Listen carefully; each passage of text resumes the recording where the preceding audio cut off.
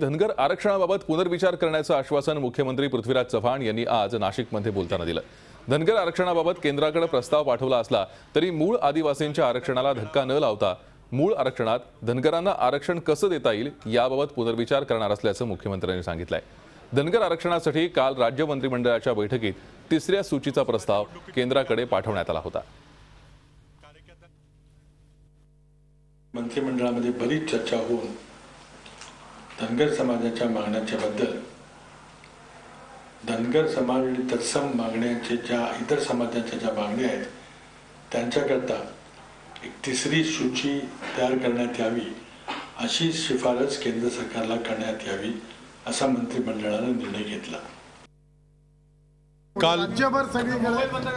काल पुन्हा पवार साहेब आणि उपमुख्यमंत्री आमचे काही सहकारी आम्ही बसलो होतो त्या मुद्द्यावर रात्री चर्चा झाली। त्यातून आणखी काही त्यांना जे समाजाला जे काही पाहिजे त्यामधून काही आणखी मार्ग निघाला असं वाटतं। आम्ही जो कॅबिनेट नंतर जो निर्णय जाहीर केला तो मार्ग आहेच।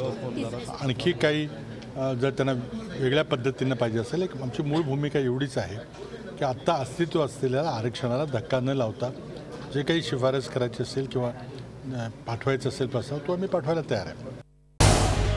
झी 24 तास रहा एक पाऊल पुढे।